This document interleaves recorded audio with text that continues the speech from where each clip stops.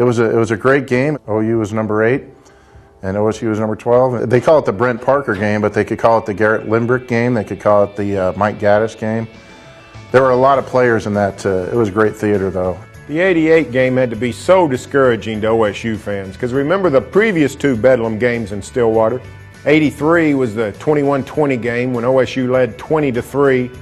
Sooners staged the miraculous comeback to win in the 4th quarter. And then '85 was the Ice Bowl when OSU was a really good team and Oklahoma was contending for a national championship, and the ice just sort of negated everything and turned it into a virtual hockey game.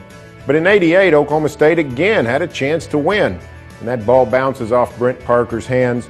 I think that was the first time he had ever met the media, ever faced the media. He was a sophomore, I believe. He's out of California. And after the game, he goes, "Hey, great throw, I blew it." Somebody took a swipe at the ball as it was on his way to him, and it threw off his concentration. But to his credit, after the game, he goes, "Hey, I should have made the catch." And Mike Gundy was a quarterback at the time. He goes, "Hey, that's football." And upstairs from the locker room where Coach Jones met the media, he goes, "Hey, there's a bunch of kids down there hurting." If you're a Cowboy fan, you had to be thinking, will we ever beat these guys? It had been 12 years since OSU had won Bedlam. Since that 1976 game, it had been 23 years since OSU had won in Stillwater. I think OU jumped out 21-7. And Gaddis is running crazy. And Sanders is Sanders. I think Gaddis ended up with 213 yards on 18 carries, and Sanders had a couple more yards on twice as many carries, and he had to earn every yard. That was a fabulous Oklahoma State team. A great offense with Barry Sanders and Hartley Dykes, and of course Mike Gundy at the controls. And you thought, hey, this is the year to do it. And it turned out, Oklahoma State could have won. The play that set up the Brent Parker incompletion was Garrett Limbrick was called for a personal foul out of bounds. Him and Richard Dillon, the OU linebacker, got at it.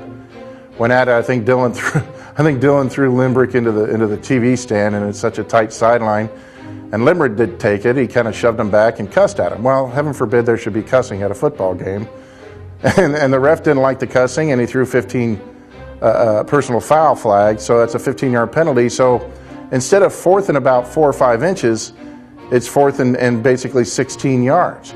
And that's what set up the play to Brent Parker. And Gundy was looking for Hartley Dykes, and Hartley Dykes was double covered, so he threw it to this little-known receiver, Brent Parker, and it just didn't complete it.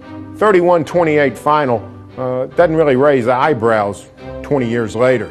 But back in 1988, 31-28 was a high-scoring game, a whale of a football game, and Oklahoma State just came up a little bit short. Had to be a very discouraging loss for the Cowboys.